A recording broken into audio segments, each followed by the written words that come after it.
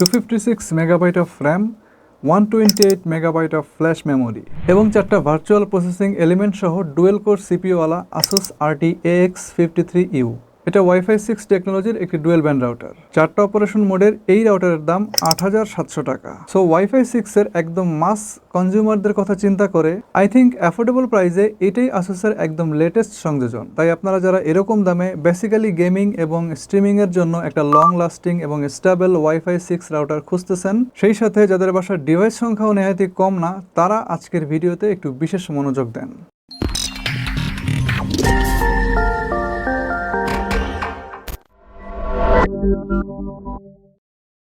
So this is the box and box content গুলো as usual।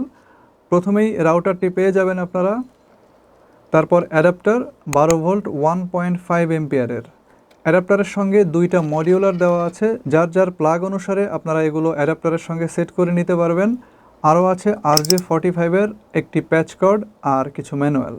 রাউটারটির colour একেবারেই black এবং উপরের দিকে ম্যাট ফিনিশিং, শুধু উপরের দিকে না, চারোদিকে ম্যাট ফিনিশিং। সো আপনারা যারা হাতের দাগ বা স্ক্র্যাচ নিয়ে চিন্তা ভাবনা করতেছেন, তারা এই রাউটারের ক্ষেত্রে ওই জিনিসটা না চিন্তা করলেও চলবে। রাউটারের শেপটা ওভারঅল গড়ে পাত্তায় চারকোনাই বলা চলে, তবে উপরের দিকটা বেশ খানিকটা উঁচু করা। উপরের দুই পাশে ব্রিদিংয়ের জন্য দুইটা ভেন্ট আছে, আর লাইট ইন্ডিকেটর ব্যবহারের ক্ষেত্রে Asus আসলে কখনোই কিপটামি করে না। তাই সামনের দিকে থাকবে 8টা লাইট ইন্ডিকেটর। এগুলোর মাধ্যমে আপনার রাউটারের কারেন্ট স্ট্যাটাসগুলো বুঝতে পারবেন। লাইটগুলো ঠিক উপরে গোল্ডেন কালারের Asusের ব্র্যান্ডিং করা আছে। নিচের দিকে দুই পাশে এবং পিছনের এইখানে, অর্থাৎ পুরো রাউটারের বিভিন্ন জায়গা জুড়ে প্রচুর পরিমাণের ভেন্ট দেওয়া আছে। রাউটারের পিছনের দিকে মোট 4টা ইথারনেট পোর্ট দেওয়া আছে। ব্লু রঙের একটা 1 পোর্ট আর ইয়েলো কালারের 3টা ল্যান পোর্ট। নর্মালি এই দামে আপনারা অন্য রাউটারে 4টা ল্যান পোর্ট পেয়ে যাবেন। তো আমার মনে হয় না আপনাদের এ নিয়ে খুব বেশি একটা হ্যাসেল পোহানো লাগবে, 3টাই এনাফ। যাই হোক, প্রত্যেকটা পোর্টই আপনারা গিগাবিট পাবেন, অর্থাৎ এরা যার যার রেসপেক্টিভ কানেকশনে 1000 Mbps এর কানেক্টিভিটি প্রদান করবে। 1 পোর্টের বাম দিকে দেখেন একটা USB পোর্ট দেওয়া আছে। এটা দিয়ে আপনারা দুই ধরনের কাজ করতে পারবেন প্রধানত। 1 নম্বরে যে কোনো পোর্টেবল ডিভাইস অর্থাৎ পেন ড্রাইভ বা HDD ইনসার্ট করতে পারবেন সবার সাথে ওখানকার ফাইলগুলো শেয়ারিংয়ের জন্য। সবার সাথে মিনস এই রাউটারের আন্ডারে থাকা প্রত্যেকটা ইউজারের সঙ্গে। আর 2 নম্বরে হচ্ছে 3G 4G ডঙ্গলের মাধ্যমে আপনারা চাইলে ইন্টারনেট ব্যবহার করতে পারবেন, অর্থাৎ ব্রডব্যান্ড কানেকশনের অল্টারনেট ওয়ে হিসাবে আপনারা কিন্তু এই USB পোর্টটাকে ব্যবহার করতে পারবেন। সাধারণত অন্যান্য রাউটারের ক্ষেত্রে এই USB পোর্টটা শুধুমাত্র ফাইল শেয়ারিংয়ের ক্ষেত্রেই সীমাবদ্ধ থাকে, বাট এই যে মডেমের ব্যাপারটা, এটা কিন্তু এই রাউটারের একটা বিশেষ পজিটিভ দিক। আর বাটন সংখ্যা টোটাল 3টা, পাওয়ার বাটন, রিসেট বাটন এবং WPS। এক্সটার্নাল 4টা এন্টিনা পেয়ে যাবেন এই রাউটারে।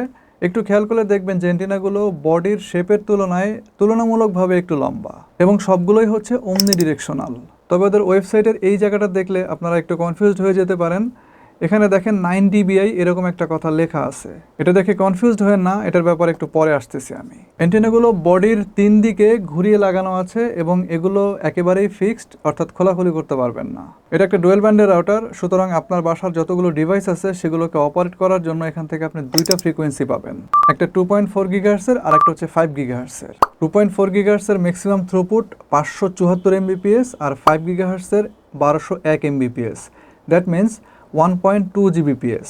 দুইটা ফ্রিকোয়েন্সি মিলিয়ে টোটাল 1800 Mbps এর কাছাকাছি, which is I think good enough for at least 30 to 40 devices including lots of IoTs, 10 to 12 mobile phones, 5 or more laptops or tabs, television, etc. and etc. আপনাদের বাসার যত ধরনের IoT ডিভাইস থাকবে সবগুলো চেষ্টা করবেন এটা 2.4 GHz এর সঙ্গে কানেক্টেড রাখার জন্য, কারণ তাতে ব্যান্ডউইথের এফিসিয়েন্সি বাড়বে। প্লাস 2.4 GHz এর ফ্রিকোয়েন্সির উপরে আসলে IoT ডিভাইসগুলোর দরকার নাই, কারণ ওগুলো খুবই সামান্য পরিমাণ থ্রুপুটেই রান করতে পারে। এছাড়াও ম্যাক্সিমাম IoT ডিভাইসগুলোই আপনারা দেখবেন যে 2.4 GHz দ্বারাই অপারেটেড হয়। মোবাইল ফোন, ল্যাপটপ অথবা ট্যাবলেট এগুলো আপনারা চাইলে তাদের কাজের মেরিট অনুসারে দুইটা ফ্রিকোয়েন্সিতে ভাগ করে রাখতে পারেন, অথবা কে কোন ফ্রিকোয়েন্সি সাপোর্ট করতেছে সেই হিসাবে তাদেরকে অ্যামং দ্য ফ্রিকোয়েন্সি আপনারা ডিস্ট্রিবিউশন করে দিতে পারেন। আর টেলিভিশনটাকে অবশ্যই আপনারা 5 GHz এর সঙ্গে রাখবেন, কারণ টেলিভিশনের জন্য আসলে 5 GHz এর থ্রুপুটটাই দরকার, অর্থাৎ এখানে প্রচুর পরিমাণ ডেটা থ্রুপুট দরকার হয়। তো আপনি যদি আপনার ডিভাইসগুলোকে অ্যামং দ্য ফ্রিকোয়েন্সি সঠিকভাবে ডিস্ট্রিবিউশন করতে পারেন, তাহলে নর্মাল ধরনের রাউটারগুলোতেও অনেক ভালো কিন্তু নেট চালানো যায়। আর বিশেষ করে এটা তো Wi-Fi 6 এর রাউটার, এখানে যদি আপনি টুকটাক ভুলও করেন তাহলে দেখবেন যে কোনো সমস্যা হচ্ছে না। আর এটাই হচ্ছে একটা Wi-Fi 6 রাউটার ব্যবহার করার প্রথম সার্থকতা। এবার দ্বিতীয় সার্থকতাটার কথা বলি, ওদের ওয়েবসাইটে 9 dBi যে কথাটা লেখা ছিল তার মানে হচ্ছে একটা 9 dBi অ্যান্টেনা যতখানি রেঞ্জে অপারেট করতে সক্ষম এই রাউটারটাও আপনাকে ততখানি রেঞ্জই প্রদান করতে সক্ষম। এই বিষয়টাই আসলে ওখানে মিন করা হয়েছে। তো এখন কথা হচ্ছে যে সেটা কিভাবে হবে। ওয়াইফাই 6-এর একটা অন্যতম কার্যকর ফিচার হচ্ছে OFDMA। এটাই মূলত বিহাইন্ড দ্য সিন কাজ করবে। অ্যাজ ইউ নো, রাউটারের স্ট্রিমগুলো ডাটা পরিবহন করে, আর এই রাউটারের দুইটা ফ্রিকোয়েন্সিতে দুইটা করে টোটাল 4টা স্ট্রিম এই ডাটা ক্যারিয়ার হিসাবে কাজ করবে। নর্মালি এক একটা স্ট্রিম এক একটা ডিভাইসের ডাটা ক্যারি করে থাকে। OFDMA অর্থাৎ orthogonal frequency division multiple access রাউটারের একটা সিঙ্গেল স্ট্রিমকে চপিং করে সেটাকে অনেকগুলো সাব ক্যারিয়ারে ভাগ করে। সাব ক্যারিয়ারগুলো আলাদা আলাদাভাবে আলাদা আলাদা ডিভাইসের ডাটা একসঙ্গে বহন করে।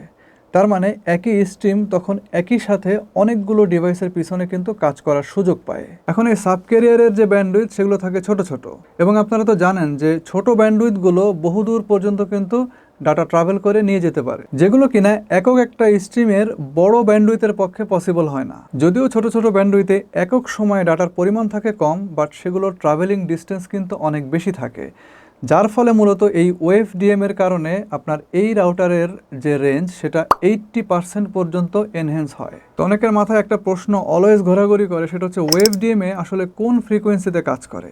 তো এটার উত্তর হচ্ছে ওএফডিএম-এ দুইটা ফ্রিকোয়েন্সিতেই কাজ করে। তো কেমনে কি এটা নিয়ে অলরেডি আমার চ্যানেলে ভিডিও দেওয়া আছে। তো আমি এডিটিংয়ের সময় চেষ্টা করব যে ভিডিওটার হিন্টস দিয়ে দেওয়ার জন্য, অথবা ডেসক্রিপশন বক্সে ওই ভিডিওটার লিঙ্ক দিয়ে দেওয়ার জন্য। তো এখন আপনি খুব স্বাভাবিকভাবে দ্বিতীয় আর একটা কোশ্চেন করতে পারেন যে তাহলে ওএফডিএম-এ আছে এরকম যে কোনো ওয়াইফাই 6 রাউটার, অর্থাৎ যে কোনো ওয়াইফাই 6 রাউটারের পক্ষেই কি এই ডাটাকে বহু দূরে প্রেরণ করা পসিবল হয় কি না। এটার উত্তর হচ্ছে না। এর কারণ হচ্ছে এই জিনিসটা ডিপেন্ড করবে অ্যাকচুয়ালি ওএফডিএম এটা কত ভালো করে কাজ করতে পারতেছে তার উপরে। আর ওএফডিএম-এ কত ভালো করে কাজ করতে পারবে তা ডিপেন্ড করবে এই রাউটারের বিল্ড কোয়ালিটির উপরে, সেই সাথে রাউটারে ব্যবহার করা চিপসেট, সার্কিটের বিল্ড কোয়ালিটি, অ্যান্টেনার গঠন ইত্যাদি ইত্যাদির উপরে। আর রাউটারের সার্কিটের বিল্ড কোয়ালিটি আমি যতটুকু দেখেছি প্রিমিয়াম। শুধু আমি না, আপনারাও অফকোর্স এখন দেখতে পাচ্ছেন সিপিইউ এবং নেটওয়ার্ক চিপসেট যেগুলো ব্যবহার করা হয়েছে সবগুলোই কিন্তু মেইন স্ট্রিম চিপ, যেমন মিডিয়াটেক।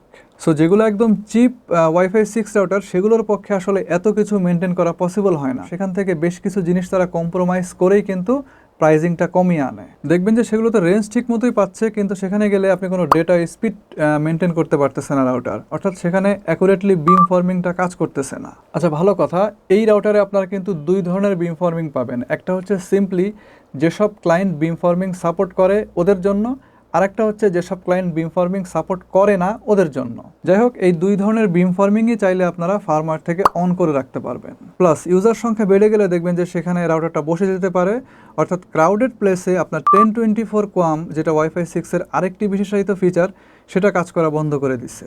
আবার হার্ডওয়্যারের সঙ্গে ইউজার ইন্টারফেস অর্থাৎ ফার্মওয়্যারের যে অপটিমাইজেশন সেটাও কিন্তু মোস্ট ইম্পর্টেন্ট একটা বিষয়। সো এত কিছু মেনটেন করেই কিন্তু আসলে একটা রাউটারের পারফরমেন্স ডিসাইডেড হয়।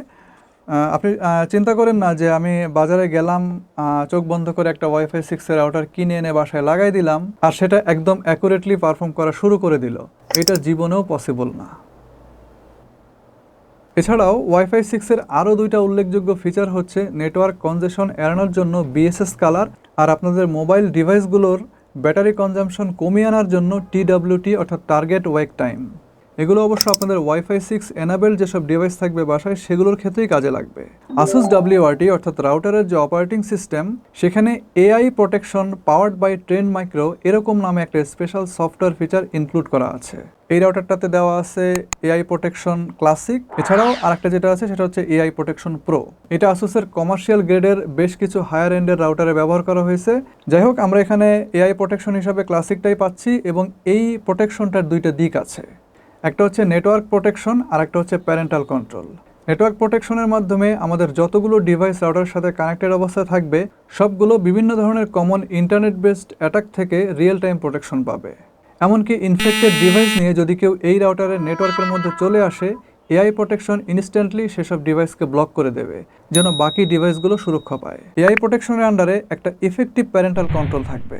এই প্যারেন্টাল কন্ট্রোলে ম্যাক্স ক্লায়েন্ট লিমিট করে দেওয়া আছে 16, অর্থাৎ একদম সহজভাবে বলতে গেলে বাসার টোটাল 16 জনের জন্য আপনি এই সেটিংটা ইউজ করতে পারবেন। আপনি সবার অথবা ইন্ডিভিজুয়াল কারো কন্টেন্ট ফিল্টার করতে পারবেন, ওদের জন্য টাইম শিডিউল ঠিক করতে পারবেন এবং আপনার ইচ্ছা অনুযায়ী ইউআরএল, অ্যাপ এবং অ্যাক্টিভিটি রেস্ট্রিক্টেড করতে পারবেন। এবং এই পুরো সফটওয়্যার ফিচারটা ফ্রি সাবস্ক্রিপশন লাইফ টাইমের জন্য রাউটার কেনার সঙ্গে সঙ্গে আপনারা পেয়ে যাবেন। আর এই ব্যাপারে আরও ইনফরমেশন জানতে ডেসক্রিপশন বক্সে আমি একটা লিঙ্ক দিয়ে দিচ্ছি, আপনারা সেটা ফলো করতে পারেন।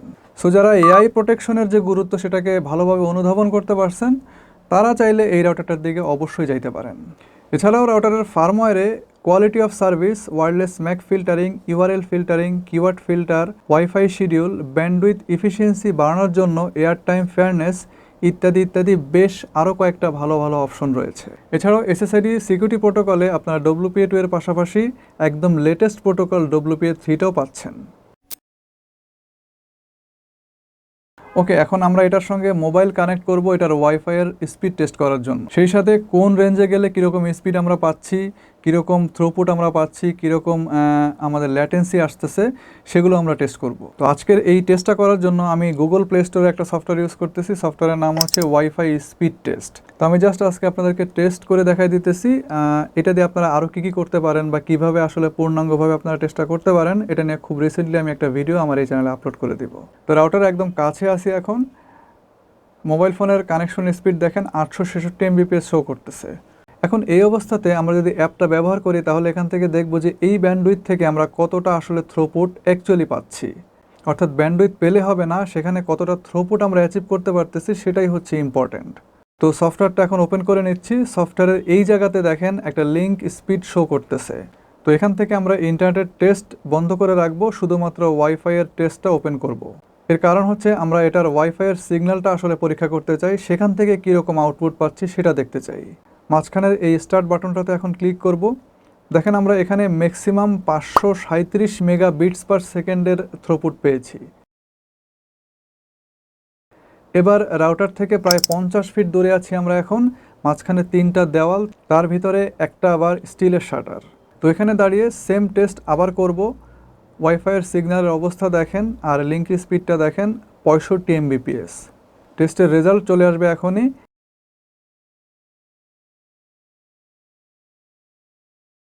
এগারো মেগাবিটস পার সেকেন্ডে আপলোড স্পিড এখান থেকে পাওয়া যাচ্ছে। সো ভিউয়ার্স, আমরা চেষ্টা করেছি এই টেস্টের মাধ্যমে এই রাউটারের কোন রেঞ্জে গেলে আপনারা কত আপলোড স্পিড, ডাউনলোড স্পিড পাচ্ছেন, অর্থাৎ সোজা কথা থ্রুপুট পাচ্ছেন, সেটাই আসলে ভালো করে দেখানোর চেষ্টা করেছি। এই টেস্টের আরেকটা ফাইন্ডিংস হচ্ছে আপনার এই রাউটারের 5 GHz থেকে আপনারা প্রায় 2200 থেকে 2500 স্কোয়ার ফিটের মতো একটা রেঞ্জ পাবেন। তো আজকের ভিডিও এবং টেস্টের মাধ্যমে আপনারা যদি এই রাউটারটাকে একটা ইউজফুল রাউটার হিসেবে মনে করে থাকেন তাহলে you can go for it. ভিডিওটা ইনফরমেটিভ লাগলে লাইক দেন, চ্যানেলটা সাবস্ক্রাইব করে রাখেন। শীঘ্রই আসবো এরকম কোনো নতুন ভিডিও এবং রিভিউ নিয়ে। সে পর্যন্ত সবাই ভালো থাকেন, নিরাপদে থাকেন এবং সুস্থ থাকেন। আল্লাহ হাফেজ।